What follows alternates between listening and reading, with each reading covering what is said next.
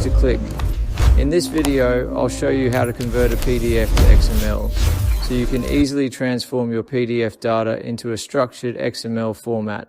Now let's get started. Step 1. Open your web browser and go to the small PDF website using the link provided in the video description.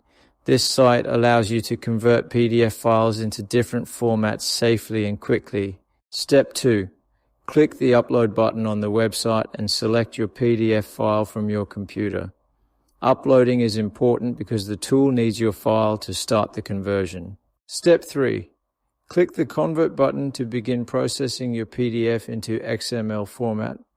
This step converts all the content from the PDF into a structured XML file that can be used in other applications. Step 4.